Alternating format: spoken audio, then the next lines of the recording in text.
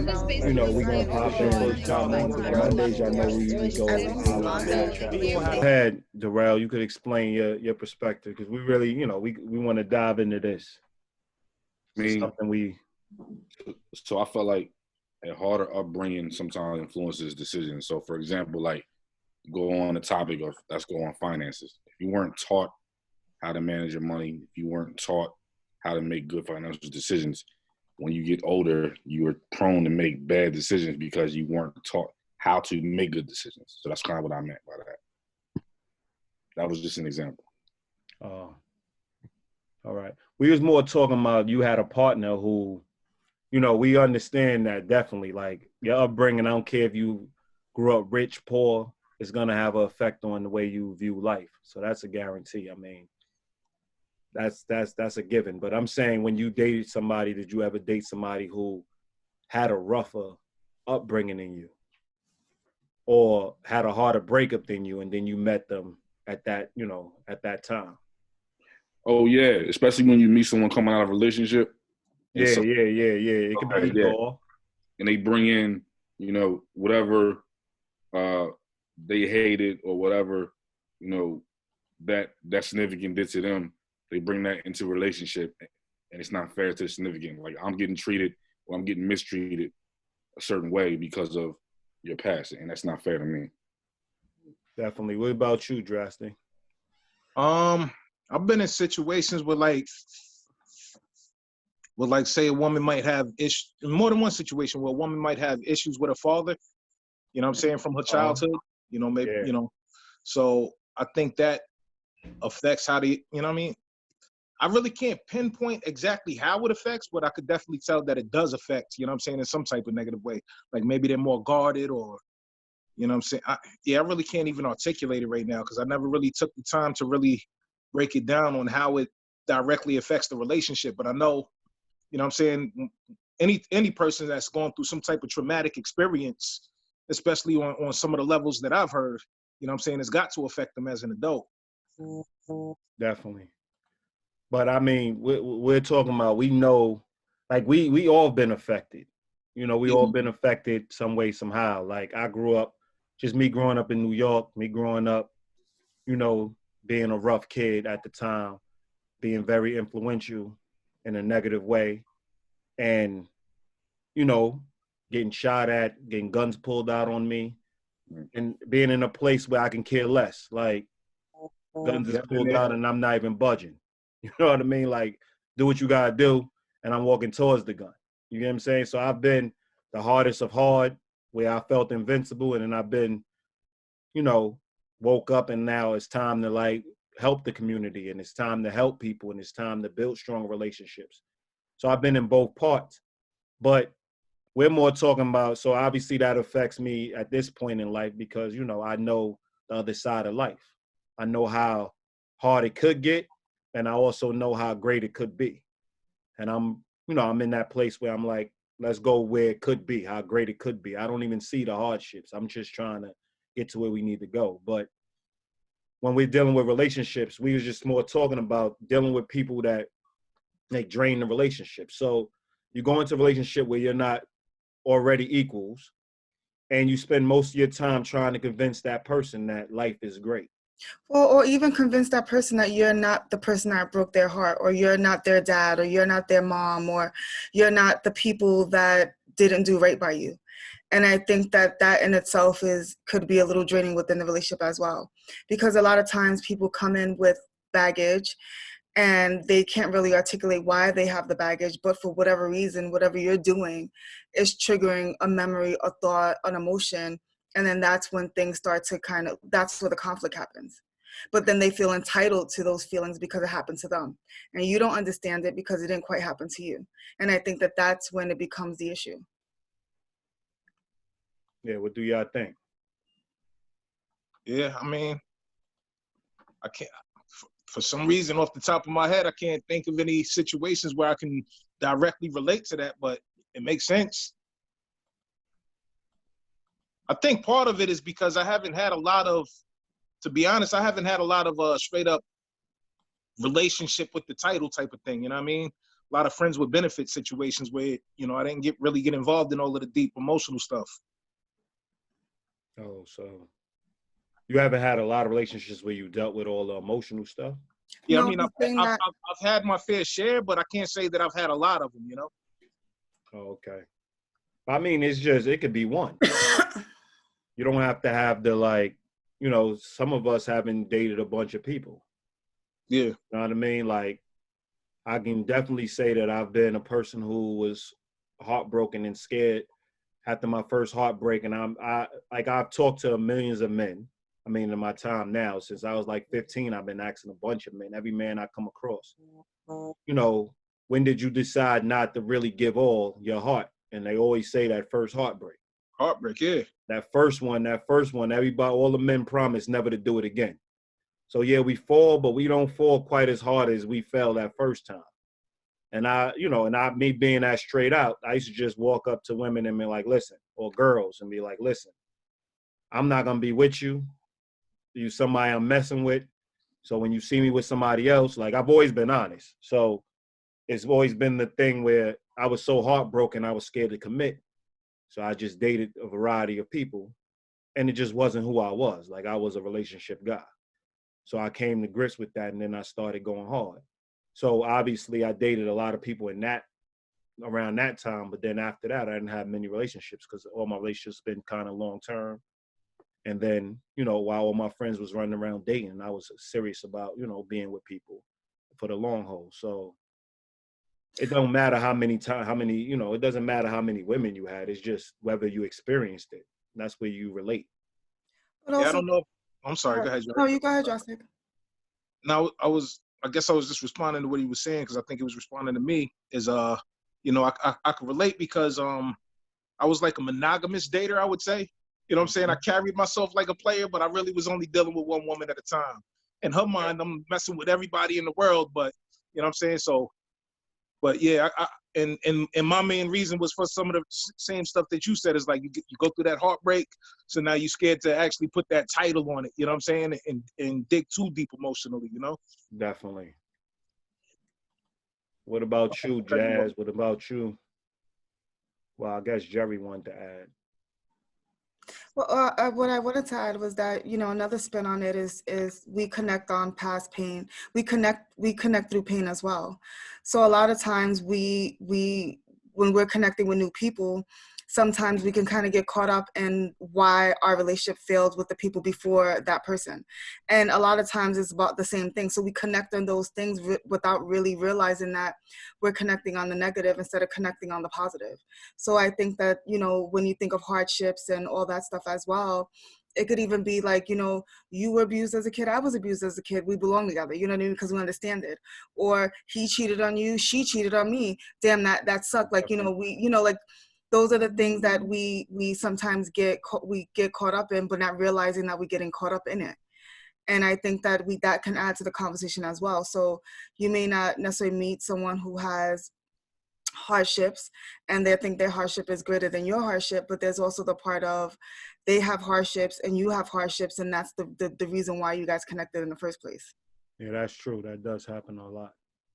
Yeah, I would say that actually this topic applies more to my friendships because I haven't dated much. So the experience that I have dated, like, seriously, I mean, obviously my heart was broken when I was younger, but like I don't really count high school type relationships. So I really can't put input as far as dating is concerned. It's just more for relationships. It's more what Jerry was saying as far as like, when I had a best friend, she, you know, her mom was like a crackhead when they were growing up, and there was like all this trauma. She had like 13 brothers and sisters, like all in one house. So that part of our relationship, there was a break because I obviously couldn't relate. I grew up in a two-parent home for a large portion, but that caused a break in our relationship because she didn't seem that she didn't think you understood the struggle. Yeah.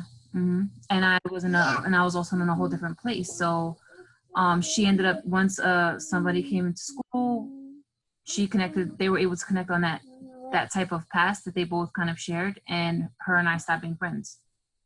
And we were best friends for like a good 2-3 years, and once other person came in, it was like our relationship was over. So. What about you, Darrell?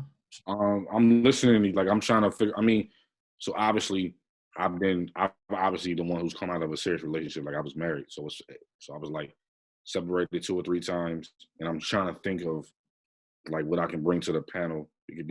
I'm sure like if someone says something, sparks something, I'm sure I'm going to be able to jump in.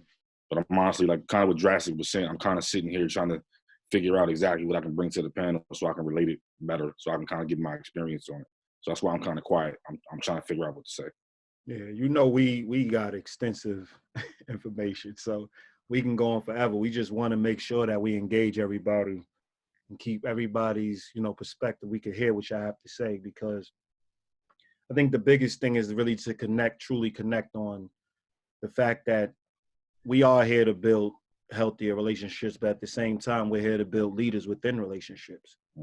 And we want people to see that when you join a relationship, like we always tell people, we the opposite, not the opposite, we what comes after self-help. Like once you helping yourself, then it's time to merge with other people. You know what I'm saying? Like everybody talks about you gotta take care of you first, which is a guarantee. But we always look at it like we're always taking care of us. So we have the right people around us, they're taking care of us. We're taking care of them. So we're all taken care of. And a lot of people just focus on what's going on with them, what's happening with them. So when we now get in these relationships with these hardships, and I've been in a few, obviously I've been in relationships with people that didn't have as many hardships as I had, but because I'm such a positive person, I'm already overcome my hardships and I'm ready to move in a direction and work as a unit. And they're still worrying about how much they've been through. And the reason we brought it up is because it's a sickness. It drains the relationship. Yeah. It drains what can be great about the relationship. Like people don't never look at it like you've been through everything you've been through and then you met me. So now it's time to get over what you've been through. Like I'm the person that's supposed to carry you outside of what you went through. You get what I'm saying? I'm not the person that is supposed to work through it with you. I'm not the person that's supposed to be your therapist. I'm the person that's now supposed to help you build something so we can do something as a unit. And a lot of people don't look at it that way. They look at it like this person's, we supposed to help the person that's struggling the most. Well, also too, I think that it avoids them of accountability. So I've been in relationships where because they, you know, had a rough childhood and they had to deal with things on their own, or they didn't really have the guidance that they believed that I had. And whenever they would fall short in say the area of communication, it was, you know, always, well, you know, my mom was this and I grew up this way, and that's all good, you know. It's not all good. The point is, like, you have to let the people that you're dealing with know who you are and where you came from, right? So they can have insight. But the minute that's the reason why you're falling short and you're not being held to a different standard because now you know better, then that became an issue. So I think that that's another thing too. I think when, you know, a lot of people, they either do 2 things. They leave the past in the past and they don't discuss it, or they discuss it with you, but then they use that as a reason why they're not where you are in certain areas when they're falling short. And I know in my relationships, that's been an issue for me. Have any of you guys experienced that? I mean, I've used it before, 100%. Like I said, when Aziz said, you know, what you said, and Jerry said, I mean, sometimes I think y'all talking to me directly. Like now that y'all saying stuff, like now I can actually relate to it. When you like for example, in my last relationship, you know, my ex-wife had we had a stepson, right? So the minute something falls short with me as far as parenting, right? My first excuse is I ain't never been a parent before, or I ain't never, you know, like I've never raised a son before, or I never done this, or I never done that. So because this person's holding me to that standard, and I'm supposed to step up to be a man, and since, you know, once you take that vow, you know, you take that responsibility, that's your son, no matter what. So it's like when I fall short, my excuse is, I'm sorry, you know, it's still new to me. I've never been a parent before. My bad. I'll get better next time. But she still holds me to that standard, so I can definitely relate to that. I just wanted to say, like, in response to what Jerry was saying, isn't it possible that the communication styles are just different? Because I think in general, you know what I mean, most of the time men like to process things logically in their head before they express that. Well, I can't speak for all men. I can speak for myself. You know what I'm saying? I'm not a first thought, best thought type of person. If a situation is going on, I want to process that first before I react or before I respond, because I might react. I try to be precise with everything I do. You know what I'm saying? To the best of my ability.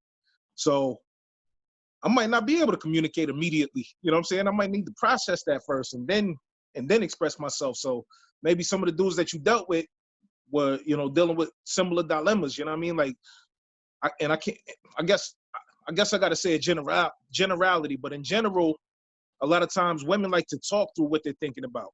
You know what I'm saying? Or get their homegirl or get somebody from their family and they discuss it. You know what I'm saying? Their thoughts is flowing, they're communicating. But men will just meditate on it for a while. And then once they come to a conclusion on how they want to present it, then they'll present it. Well, my example that I was giving was actually the opposite. So the issue was that he would lash out and fight dirty. So he would say really mean and disrespectful things because he grew up in that environment. So it wasn't that he needed to take a seat and think about what the hell he needed to say. But instead, he would lash out and say mean things. And then when everything was all said and done, it's like, oh, I'm sorry, I didn't really mean it. Well, you know how I was raised and blah, you know, that he went that route. So I do understand that, you know, sometimes people need a second to really think about things. But you can't just totally shut down because there's two of us. So you have to have the conversation, say, you know what?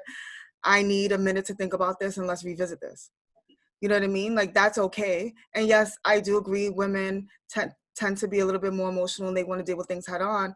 But there's no one, whether it's man or woman, should ever think that it's okay not to be able to take time and not say that they need the time. And then it's like, how much time? Because we're in this together. I shouldn't be waiting days on end for us to have a conversation because we're in this together. I agree with that 100%. I would just want to say too, like to Aziz's point, like I remember like with my friend, the thing is, it didn't, like, to me, I felt betrayed, right? Because it was like, I was always there for her. It didn't matter that I didn't go through what she went through to some degree, because we are where we're at now. And I was helping her navigate through where we were at now. There was nothing that I can do to change her past. There's nothing that she can do to change her past. So to kind of slight me on the fact that her and I didn't grow up with the same past or same trauma, I felt it was wrong. I felt like I was being held to a certain standard that no one can really, anyone new in her life can really hold up to. And then it's just like, what am I there for if all I am there is to relate to your past and I can't move you to your future? You know what I mean? So I think that also plays a part in relationships too, because although I can empathize, or I can hear where you're at and I can try to understand it, at the end of the day, we're trying to move forward. So what does that matter? We have to be on the same page now. Yeah, the thing is too, like so you're right about that. And when it comes to friendships or even people that you meet in general, like I know when I meet a person and we grew up in the same era, listening to the same music, you know, we have a lot of those things in common. Like that's a nice unspoken bond and you already have that automatic connection. Mm-hmm. So I can understand that, but to push somebody away because they don't understand what it is to be raised by a crackhead is unhealthy. You know what I mean? And I guess at the time, she was young, you know what I mean? So I guess at the time she felt that that's the best, like her best friend would understand that, you know what I mean? But at the same time, like I could understand why we all seek people that we have things in common with.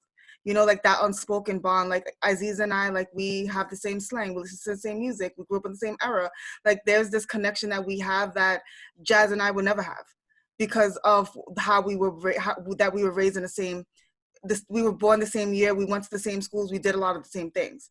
So I think that's okay to want that. But if that was our only connection and then we were connecting and then I wanted Aziz to connect with me on my past pain, then that's where things would get a little weird and probably unhealthy. Well, yeah, and the thing is, I agree with that. Like, so it wasn't even that I couldn't empathize or understand what she was going, like what her past or whatever the case may be, but I think the biggest thing is she never really communicated that to me. And I think that's why I felt so betrayed. Like, we went on for years, riding and dying, doing all types of stuff together. And that was never something that she really communicated to me until this new person came in. And, you know, she probably didn't. And then I started to notice, like, Yeah, maybe not. I mean, and all as well, like, it is what it is, but I mean, that's the only way I can kind of relate to the situation that you guys are throwing out there. But I could definitely see how that would play a part if we were, if we was together, or if I had a guy that displayed the same. I think you made a valid point, Jazz. Like, when people hear relationships, they tend to think, even when we get our questions, because we got a question or we got a person asked us to review a topic, and everything dealt with relationships. Like, I mean, like romantic relationships. But relationships are all around. So we talk about relationships, we're talking about friendship. We're not really diving into family, because family is going to be somebody that you just hold down. Most people hold down regardless, but they're not friends with their family members typically. So there's a whole different component to that. But we really focus on friendships, and we focus on romantic partners. And I do think, I think anybody that believes that they have priority because of their hardship, I think that they're going up they're going the wrong way. Mm-hmm. Because, like you said, Darrell, like, oh, I signed on to be a stepfather. Mm-hmm. But then as soon as it was time for me to step up, my thing was like, I've never done this before. Well, what are you doing to learn? Mm-hmm. What are you doing to put in the work? Are you monitoring? Are you following the person's lead? Are you seeing what's going on? Are you fully invested?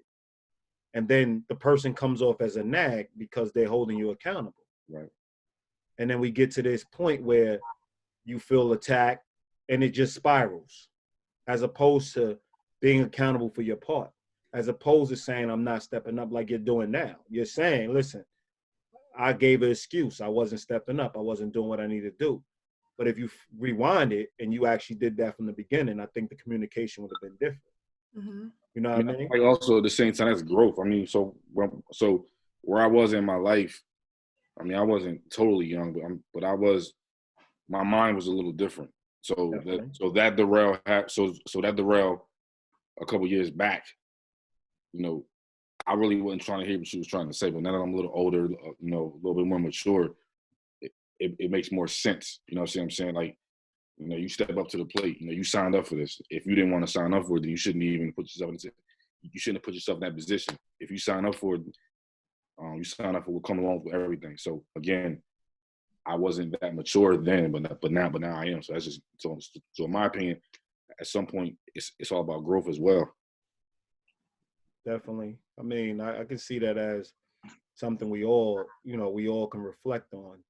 But I think even in the moment, like you're saying, this is what I'm going to do. So you have grown since the situation, of course. Absolutely.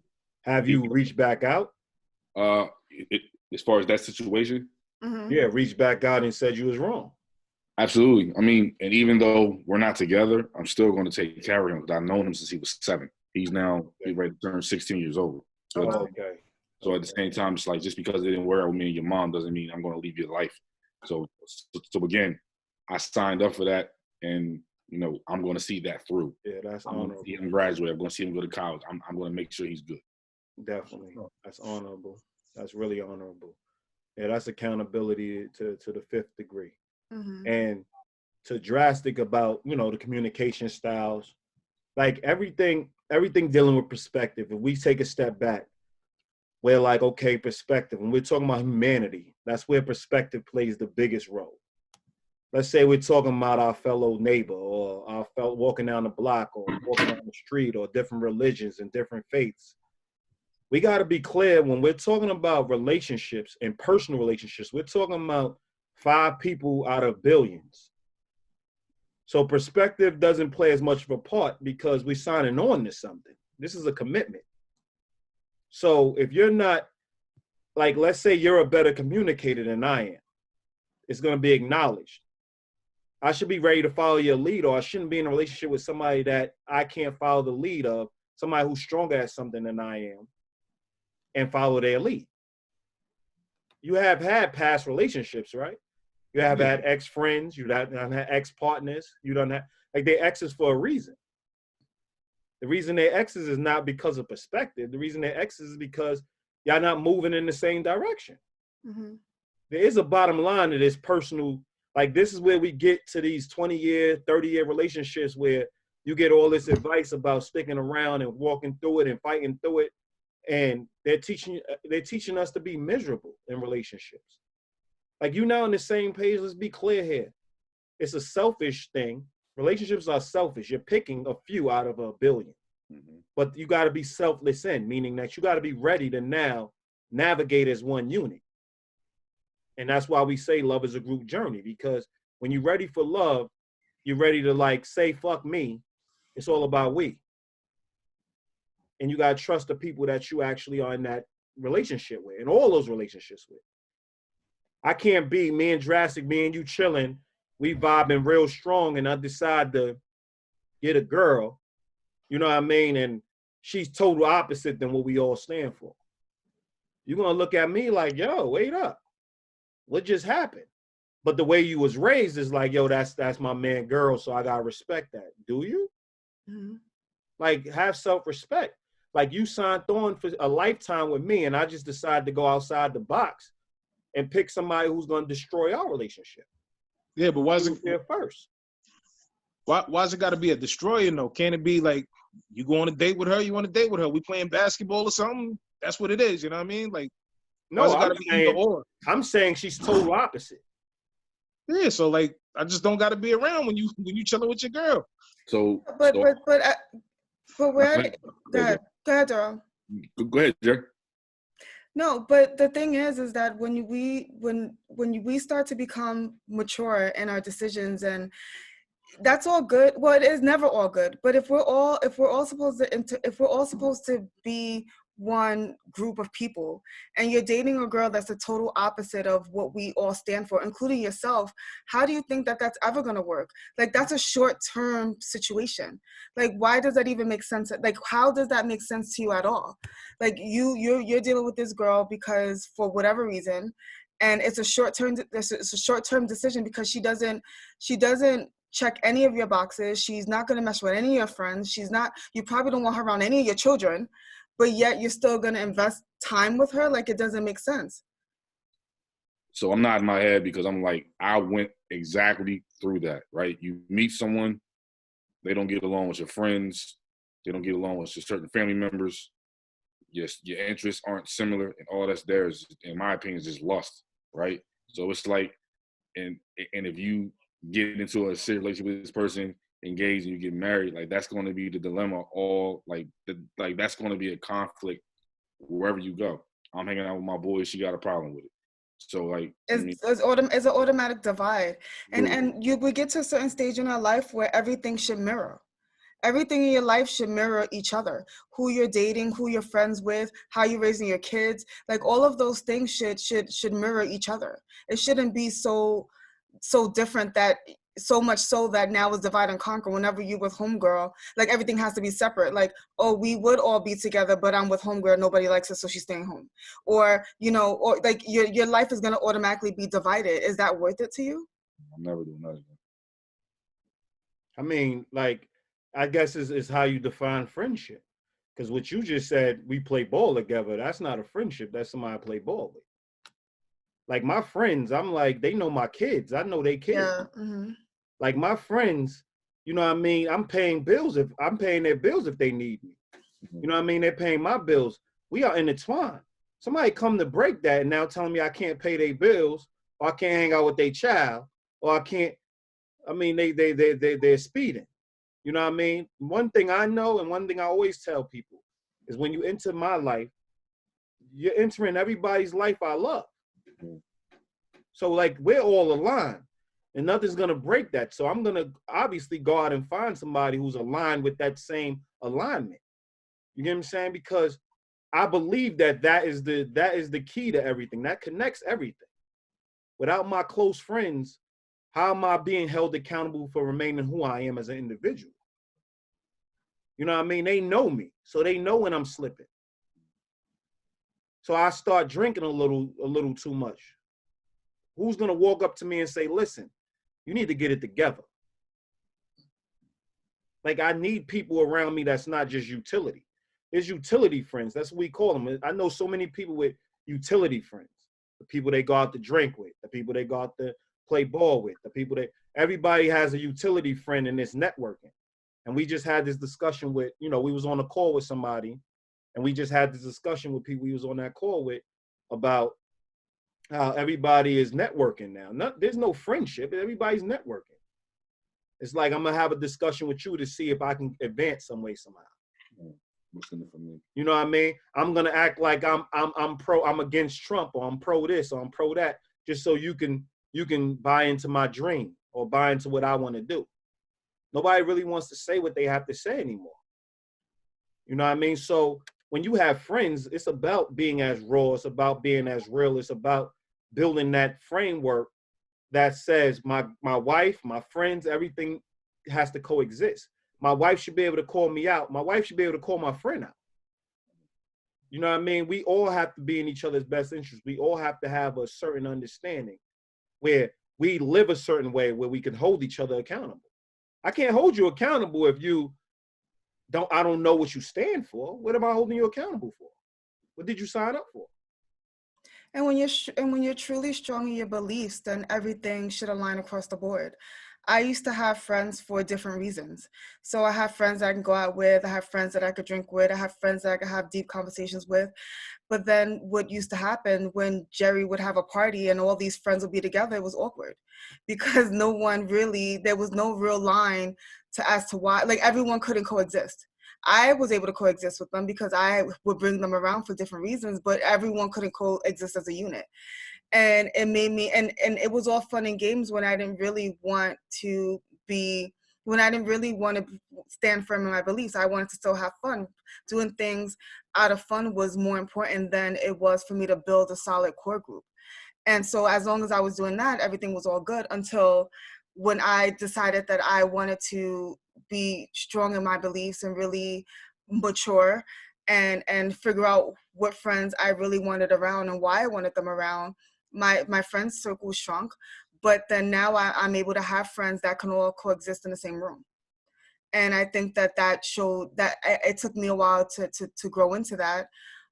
But yeah, people have people around for different reasons. And if you have all these different people around for different reasons, the one question that you should be asking yourself is, could they all exist in one room? And if not, then maybe you should reevaluate that.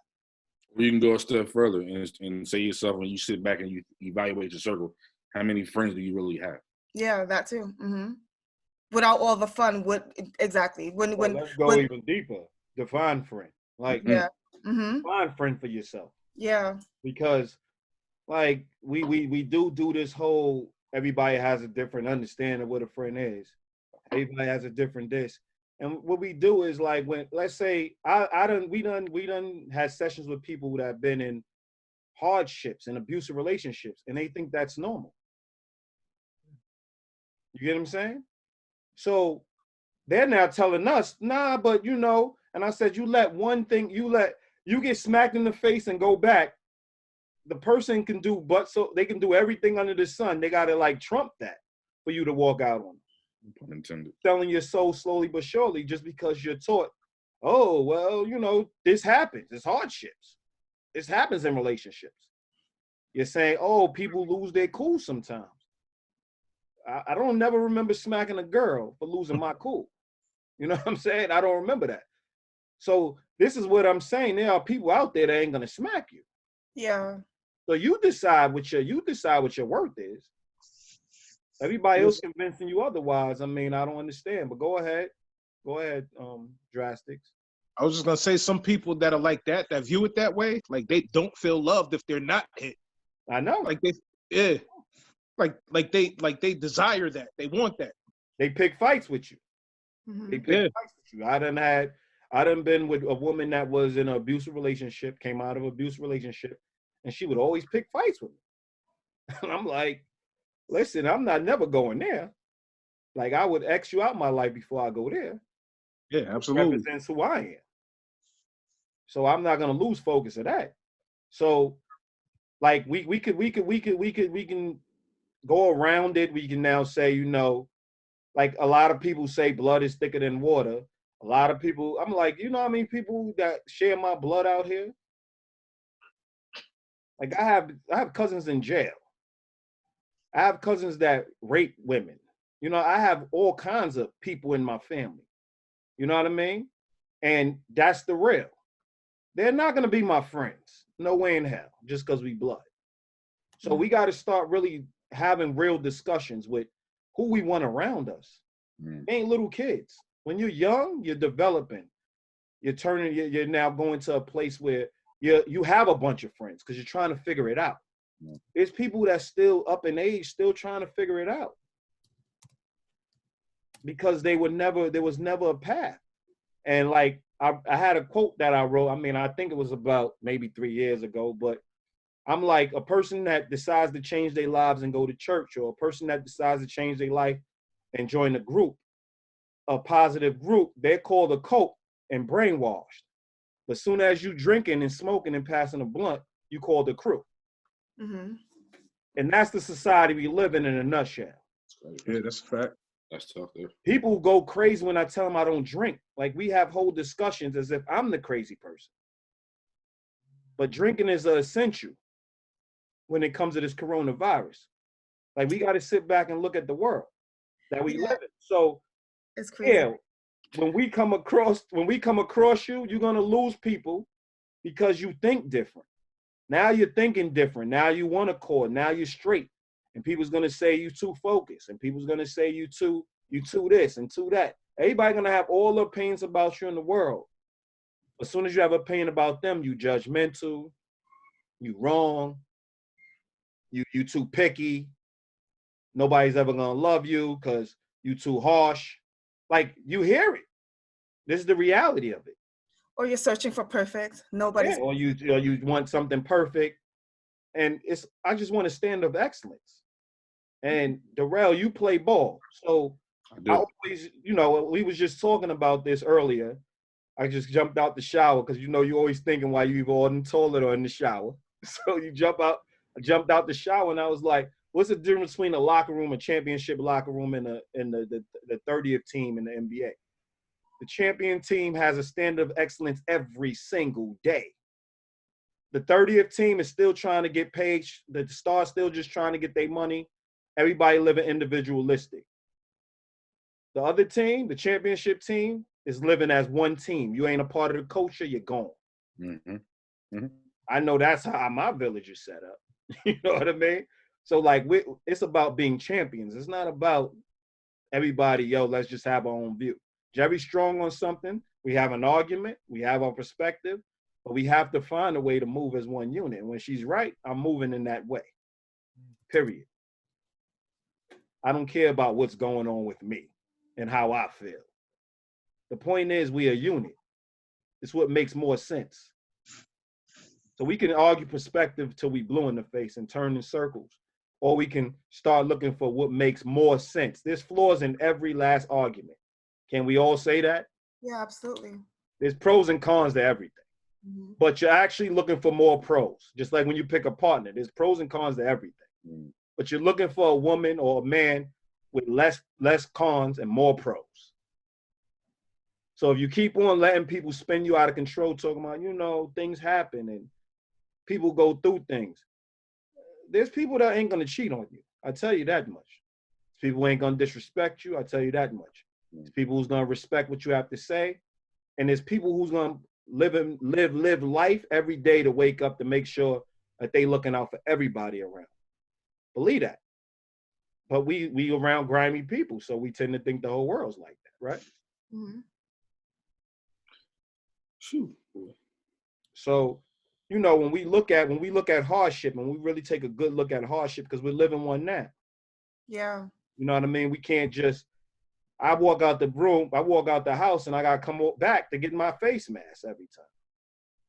I'm not used to it. It's a hardship. Or people being home, or, or people on the that are still going to work every day and afraid, because they may come in contact with the virus. So the people that are home that's not used to being home with, a house full of people, or, close quarters, their children. There's a lot going on right now. I was going to say a hardship is if you ain't used to being home with your wife or your girlfriend and or your kids. Everybody goes to work every single day, and y'all got your jobs, and all y'all confined in this environment. That's a hardship. It's not a bad hardship, but you got to adapt to what's going on. You're not used to being around your significant other for 13, 14, 15 hours. It's crazy. Somebody got to babysit your own kid. Shout out to the teachers. That's all I'm saying. Shout out to the teachers, man. But we ain't even feeling it. I'm just gonna keep it real with y'all. Like we've been doing this. We've been building a tight unit. We've been in touch with each other every single day. We've been challenging each other every single day. We've been arguing every single day. So this is like real life for us. It's regular life. We ain't even feeling it. This is why we have these discussions. You know what I mean? Through the coronavirus, I done lost people I've known. You know what I mean? I done been through, I done been through the same pain other people have been through. But while I have life, I can't stop giving life. You know what I mean? So I think like when we look at certain things, we need to look at the hardships. Like, Darrell, you just came out of a marriage. Now you're dating. You're going through, you're trying to figure out if somebody's the next person. Mm-hmm. When you came out that marriage, the world looked a little different, didn't it? Mm-hmm. A little is an understatement. That's what I'm saying. You know why? Because pain clouds your judgment. So then you run into a guy like me and you always telling me, yo, but you don't understand. You don't understand. Yo, but I'm married, but you're not married to the woman I'm married to. Like now, you have an inside scoop on pain. You have an inside scoop on suffering. You have an inside scoop on this. Now, look where you at now, after you went through all the hardships. And now you ready to start dating again. And now you got that optimism back. Mm-hmm. Where are you now? We could have these discussions. I'm open to talk a little bit more. Mm-hmm. I'm willing to take accountability for the things I went wrong with. Mm-hmm. It opens your mind. That's healthy. I mean, not even that. I mean, I feel like whoever listens to these podcasts, I feel like if I can give insight on my experiences on what I did wrong and help the next man or the next person or next relationship not to make the same mistake or take the same turn that I made, and kind of like what you're saying, then I helped someone else grow. So that's how I look at that as well. Definitely. And I would agree. With that. So, I mean, think about it. I mean, drastic, we always teasing you about you going in circles and spinning something out of control when we typing on Facebook. Oh, yeah, scenarios and all of that. Yeah, with your scenarios. And I'm like, I know you forever. And you know that I'm like a straight edge person. So I'm going to be like, yo, all these stories and stuff, like, what is the outcome? You know what I mean? So like, but one thing I know is you're super intelligent. One thing I know is you're a thinker. One thing I know is you always trying to see the other side of the coin. You know what I'm saying? Like you're always wanting to do what's right. And you believe doing what's right is actually seeing the other side of the coin. But we always was trying to get you narrow your focus and see what coin you like, who you are. Because people gotta learn to accept who you are and what you think you're strong in. They don't have to accept your weaknesses, but they have to accept your strengths. And something that you're strong in, I might think is weak. We don't belong in the same circle. Because I'll steal from you every day. Mm-hmm. You get what I'm saying? But we have a lot of people around us that steal from us. What you mean by that? That steal from us, meaning like, we had a podcast. I was talking to a young lady who was like, one of her friends was black and white. Let's say she was saying she was black and white. She was too black and white. So I'm like, okay, she's too black and white. What do you mean by that? And she was just like, everything's not black and white. And I'm like, we understand. Like, I don't know a person walking on this earth that don't understand everything's not black and white. But leadership, we have to make decisions. So we got to find, within gray, we got to find black and white. So the strength is the woman is black and white because leadership is a strength. But you don't have the same priorities she has. You don't own the same space she has. So she has to make all the decisions, and you got a chance to go at all her decisions because ultimately she's making them decisions. The same friend, the friend came on the following week to our podcast because we thought we'd reach out to her to hear her perspective. And she was like, yeah, I was too black and white. So we looking at her like, give us an example. Mm-hmm. You didn't jump right in, like, give us an example. So example she gave was like, she made a decision. So I'm like, why are you too black and white when you're making a decision? Because you have to make them. your friend don't have to make the decisions because she's leaning on you to do it. Yeah. Leaning on you to be the bad guy. Her being black and white is a strength. Mm-hmm. But what I did say in one of her scenarios she did give, she was bullheaded in her scenario. That's not black and white thinking. That's bullheadedness. There's a difference when you know you dead wrong and you still wrong and strong. Mm. Like, I'm going to say I'm wrong, but I'm going to give you hell to prove me wrong. I tell you that much. You get what I'm saying? Like, I'm not just forfeiting my convictions when it's convenient. But once you break something down, I'm like, all right, I can see that. And I'm adapting your belief because you just taught me something. So, yeah, she's being bullheaded, but that's a different word than being black and white. Black and white means that you're effective. You're efficient.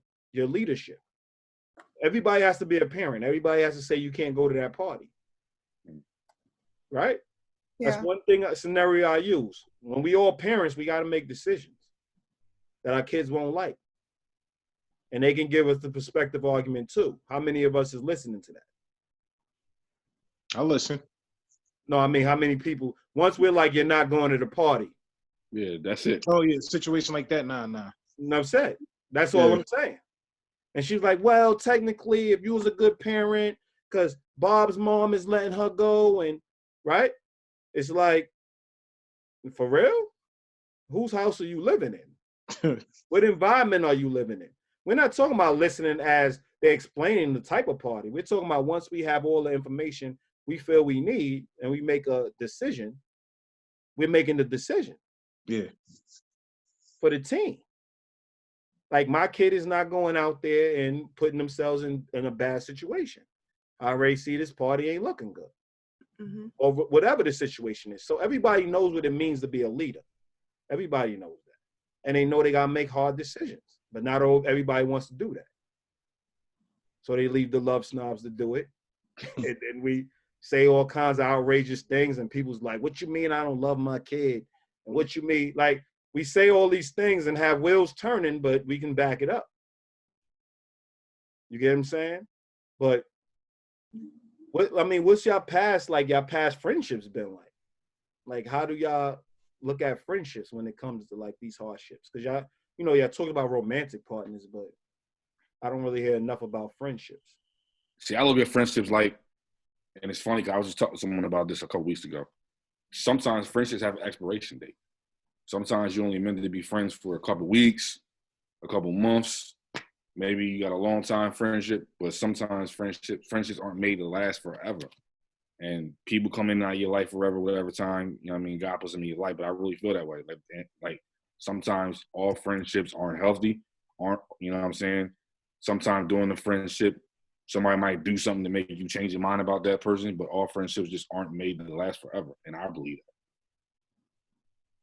Yeah, especially like when you're in high school and stuff like that, you got a million friends because y'all all going to school at the same time and y'all all going to hang out after school and stuff like that. But you know, when you become an adult and you got responsibilities and you got a family and so on and so forth, you know what I mean? Like who has times for a million friends? Like, you're a blessed person if you got one or two good, close, genuine friends, you know?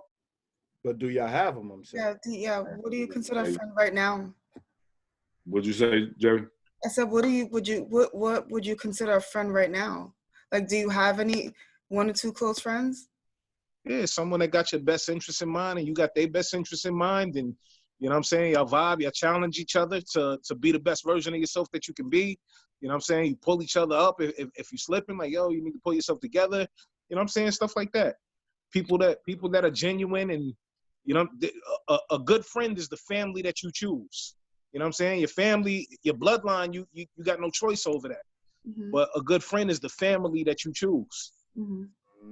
I agree with that. So I got 3,000 Facebook friends, and I probably am cool with, well, I probably consider maybe 10 of them to be friends. The rest of them are probably acquaintances. Definitely. But I mean, how are the friendships? How y'all, how do y'all get along? What do y'all base it off of? You know, how do y'all decide that these people are friends? By their actions, kind of what you said earlier, are going to be real with you. When you slipping, they're going to tell you. be there for you. You know what I mean? You be there for them. They got your back. Stuff like that, I guess. Let's look at something different. What if we started looking at friendship as not an expiration date, but a lifelong journey? And the only way you can have that title is if you're ready for the lifelong journey. Would you be calling everybody your friend now? No. It'd change everything, wouldn't it? Right. This is what I'm saying. Like, we tend to change words. We tend to change words based on the fact that we want to keep people around. But how about we have the definitions of them words and have people fit those definitions? How about you walk out the house, look in the mirror, have your core values in place already, and only deal with people that have those core values in place? How would things be? I feel like first you got to define what your core values are. No, definitely. You know what I'm saying? Definitely. But how do y'all think life would be in that situation? Me personally, I think it's just natural for me to only gravitate towards people that share my core values. Okay. And I mean, I don't even got to have the discussion. If I see this person is grimy and, you know what I'm saying, they doing things that don't line up with my fundamentals, I'm just going to spin probably, or just, you know what I mean? Like, I don't even have to have the conversation. Like, I'll probably still say what's up to you when I see you in the streets, but we're not going to be breaking bread on a regular basis if you're a grimy person. You know what I mean? Definitely. That's what I'm saying. So, like, when we had friends, I was saying, like, school, like, when you look back, you'll still say, yo, that was my friend. And I'm like, I don't even think that person was my friend. It's just like when you had a girlfriend you thought you was in love with, and you'd be like, I don't even think I was in love. You have a set understanding of what these things mean. Now that you get older, you got to redefine what happened in the past. Can't keep on saying, yo, I loved 3 times, when you realize you never was in love at all because you really found love this time. Mm-hmm. You get what I'm saying? Like, you have to have strong definitions in place already before you can actually move forward with anybody. Like I always say, the priority list, I mean, y'all should work on a priority list. So y'all should always have it. When people's asking you what's your priorities, you should have them listed real quick. My first is God, my relationship with God. And I'm not talking about, I don't believe I have no religion. I'm just talking about me and God and my core values that show that I have that relationship. So nothing outside of that is going to force me to, in this world, going to force me to shake that. I had a question. Hold on for a second. Go ahead. You said that your first core value is God, but you have no religion. I have no religion. Can you expand on that, please? Love is my only addiction. So if you want to say love is my religion, but love is my faith. I live it, own it, and I believe God is the king of it. So once you honor God, you honor love. When you honor love, you live focus. Religion is something, it's something that allows people to have structure. It's a structure you believe in because you can't govern yourself. I believe there's people in the world, I believe religion is necessary, but there's people in the world that can govern themselves, that have an understanding that they're not going to go outside of God. They're not going to go outside of love. When you talk about, like, let's say I have a grandmother that's a Jehovah's Witness, just to give you some background. I have a grandmother Jehovah's Witness, was raised Islamic. My mother was Islamic and Christian. There's just so many religions. My uncle was an Islamic person. We used to all sit in the house, talk religion. They arguing, fussing, fighting, don't want to talk no more. I sat everybody down, talked about love. Everybody was talking. I gave them a clear understanding of what's common amongst everybody. We can go into scripture. We can do all that. Not to make this a whole religious thing, but we can do all that. But the common thread is love. The common thread is we all have love and belonging inside of us. And for us to all coexist in one thread, we have to first understand how to love one another. And in doing that, we have to study love. But we spend a lot of other time studying what may happen and what's going to happen long term, and but we're going to have this natural disaster and what's going to blow up here, and instead of creating our own destiny by seeing that love is the core. So that's what I mean by governing myself, meaning I understand that honesty is important to me. So no matter how many times I get smacked in the face for being honest, I'm still going to be honest. Get what I'm saying? Being truthful. You can't steal that from me. That's a choice. If I decide to lie to you, I decide to be underhanded, I decide to not tell you the truth, that's on me. I decided that. Nobody else did that. To be dedicated. When I wake up and I say, listen, I'm going to be on here at 9 o'clock no matter who shows up. I'm going to be here at 9 o'clock no matter who shows up. I'm dependable. When it comes to devotion, I'm always going to be dedicated to my faith, the things I believe, the things that the people I'm around. You never sign up with me and think that somebody outside of us is going to destroy a relationship. It has to be us that destroys our relationship. I don't care who you are. I'm devoted. So that's what the situation is. I don't sign on with you unless I'm willing to die for you. Oh, I got a question before you go into your next thought. You said that you said that you'll never let somebody outside destroy your relationship with that person, right? Definitely. How do you hold somebody else accountable to make sure that they share that sentiment? You hold them accountable because you go in with an agreement. Yeah. So you never sign, like I would never say, yo, me and Drastic Measures and Darrell is mad cool and peoples and they are my friends unless we have a discussion about what it's going to take to be friends. So I'm going to say, I'm not going to never allow something to go outside of and hurt us and cause us havoc. Do you believe the same thing? And if they say, yeah, I can hold them accountable. Okay. And then holding them accountable is like, listen, you didn't show up. I have a discussion with you. The next time I have a discussion with you, the third time I'm probably not going to have a discussion with you. Our discussion is I'm not rocking with you no more. Because I shouldn't have to talk you into honoring your end, because you don't have to talk me into honoring mine. No doubt. That's totally crazy deep, man. Mm-hmm. So that's the situation. So anytime I sign on to anything, it's a contract. I understand that. I'm not a fool to believe like we could willy-nilly this. It's a contract. So when I said I'm going to have a wife, it's a contract. I'm going to have a wife. My wife is my head, which would be my next priority. You know, that's the person that goes through every last thing with me no matter what. So I understand that they have to be a person that mirrors me and I mirror them. So we don't speak the same language. If people ain't being like, yo, y'all just got the same brain, we ain't doing nothing right. So when people are like, oh, think for yourself, I'm like, no, I'm thinking for us. She's thinking for us. We're thinking for us. Y'all think we're not individuals anymore. We're a team. We got to think what's going to benefit our team. When it comes to friendships, would be my next. The reason I put friendship over a child or over any, because they helped me raise my child. They was there before my child. My child's going to have their own friends, their own family, their own everything. My friends are somebody I signed up with. I signed on for. I connected with. Now, obviously, it's all 1A. They vary in priority. We all know this. But that's where they all stem from, that they're going to help me raise my children. They're going to be there. They're going to be there when my children are like, forget you. I'm having fun in college. Forget you. I'm doing my own thing. Forget you. I'm doing this. Like I call my mother. We talk to my mother every day, but I call her once in a blue. Mm-hmm. My mother has her own friends. And then when I'm on the phone with her, she's like, wait up, my friend is calling. She hangs up with me. Mm-hmm. But she knows that's who's going to hold her down. I'm going to hold her down, but not the way she going to hold her down.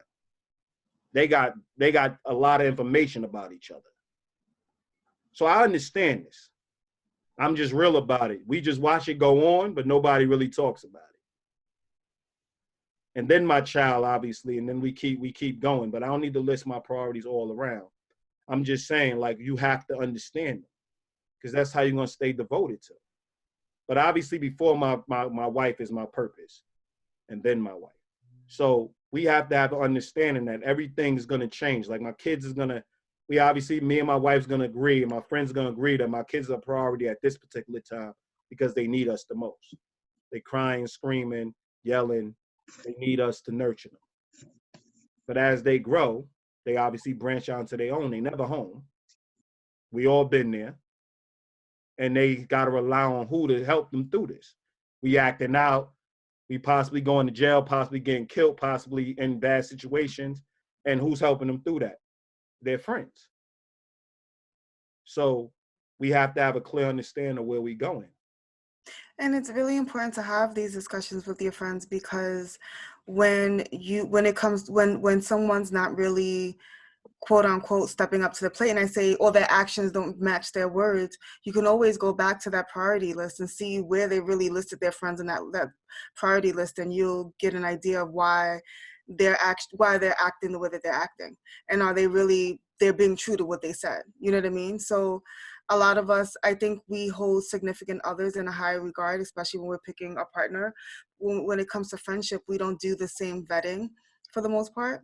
And I think that, if we did, then we would have relationships that actually are a little bit more stronger than what we're used to, if we took the time to really vet them like we vetted a significant other. Because it just creates conflict within a relationship. I think when it comes to friendships, you believe that you don't deserve certain things. Like, if I wanted to spend time with Jasmine and I'm upset that she's not making me a priority, someone would tell me, like, get over it. She's just your friend. It's not that serious. She's not your man. You know what I mean?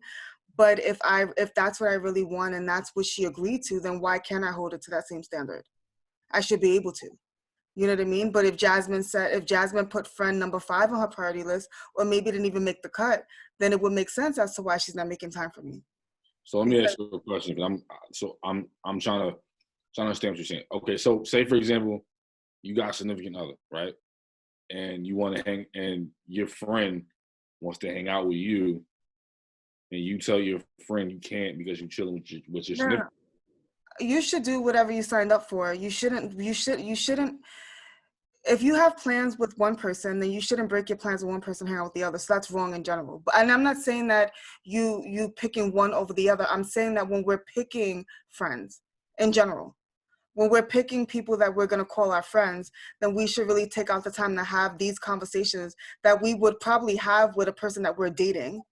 We should have them also with our friends so we can get an idea of what they believe in as well and what their priorities are as well. When it comes to breaking plans, I think it's wrong across the board. I don't give a shit who they are if you break in the plans. But again, it depends on that priority list of yours. If you put your friends over family members that you don't really hang out with, and Aziz calls me out the blue and says he needs something, I'm deading my family member to hang out with Aziz, to do whatever I need to do for Aziz. So I think you shift things around based on priorities, but you should always keep your word. And the people around you should know you should keep your word. So everyone knows that if Aziz, he's on my priority list. So if he needs something, and even I may have given my word to something, and if what he needs comes before whatever I'm about to do, then I'm gonna dead those plans and go with Aziz. But if it's nothing dire, I'm gonna say, Aziz, I made plans with so-and-so. He's not expecting me to dead my plans with whoever I have plans with to go with him, because he wants me to keep my word as well. Definitely. Well, your priorities, just to give you extra background, your priorities should make sense. Yeah. So deading your plans, and like, let's say your friend, you promised to hang out with your friend, but your significant other decided to come up with plans and like surprise you. And you like dead your friend because your significant other surprised you. But you still have these core values and these beliefs that connect to your first priority, which is God, which is breaking plans, which is being dishonest, which is not holding that next level. That goes above everybody. So everybody knows that. So your significant other knows, surprising you, you're still going to make sure you make those plans with your friends. They already know how you work. Don't that depend on the surprise, though? Here we go with the scenarios. But no, it does. Like I said. But a good partner would have already spoke to the friend. It's how you deal with it. I'm going to ask my friend based on the surprise. I'm going to tell my friend, call my friend up and say, listen, because it's also based. See, now we get into a scenario where it's like, it's based on what you holding, what you not doing for the friend though, too, right? Yeah. Because what surprise can keep you from that's a fact. supposed to do with your friends, right? So you got to triage that situation. Yeah, now when you're doing that, of course, your friend is in your best interest, your partner's in your best interest. Everybody's supposed to be in your best interest. So if your partner surprises you with something that makes perfect sense, y'all was just supposed to play ball together, y'all play ball every week together, you call your friend and say, listen, my woman just surprised me, I still want to make it. Do you think that, I can take a rain check, or I still make it.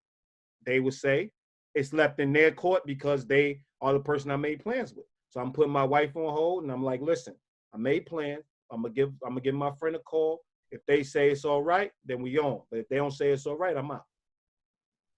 But I'm putting in the friends lap because it's they're the priority at that time. Before you making a decision, you damn if you do, damn if you don't. Definitely. Yeah. But but it's not really that way if you have everything in place. Everybody knows I'm not breaking my word. Everybody knows that. Everybody knows my word is my bond. That's my bond to God. Everybody knows that. So they know I'm not breaking it. But there is scenarios. It's like we were supposed to go to my man's son's party, but my mother got sick. I was out. I was just about to say that was a very easy situation. I can't make the party. I'm out. Hopefully your kid has more parties. I'll be there. But I'm out. Like, that was a very simple situation because it was dire. It was one of them things where I had to be there. Yeah, and accountability in that situation is you just letting them know. You know what I'm saying? Definitely. I couldn't make it, such and such happened. Definitely. And they know I'm an honorable dude, so my track record should show. My track record, definitely. That's one thing we talk about in our podcast is track record is everything. Track record gets you out of a lot of things because if you always show up and don't show up once, somebody go crazy. You got to really question their conviction with your friendship. But if you don't show up all the time, it's a habit. You really got to question why your friend's still around you. Mm-hmm. The paranoid people is the people always fucking up. The confident people are the people always showing up. Mm-hmm. So if you got a paranoid friend, 9 times out of 10, they didn't do you good. They never doing you good. And they always emotionally blackmailing you like, come on, you're just going to leave me. They put themselves in the worst situations, which goes back to the hardship thing we was talking about. They put themselves in the worst situation and you're always bailing them out. Mm-hmm. And God forbid you don't bail them out. They get murdered that time. You're supposed to feel bad because it's the one time you didn't go. This is what I'm saying. You have friends that just put you in bad. They don't think of you at all. You got a wife and kids and they still out running the streets and put you in bad situations. Mm-hmm. So you have to have priorities. And when you have priorities, they clearly understand. Like I was running the street, I probably corrupted the people in the street with my mentality. I always sat them all down and was like, yo, I'm going to school. I'm going back to school, going with me. Like, that's one of them things. Whoever ain't going with me, I'm letting y'all know. I help y'all back in school, but I'm not running the streets no more. So when we see each other, y'all give me 5. We show love. We family, but we not friends. Mm-hmm. It's over. That whole understanding is over. It was a hard discussion, had to be had. If you can follow me when it comes to running up on somebody, harming them, you can follow me to doing something positive. Mm-hmm. Half of them couldn't. So that was the bottom line. Leadership moved. We found out who wasn't moving with leadership.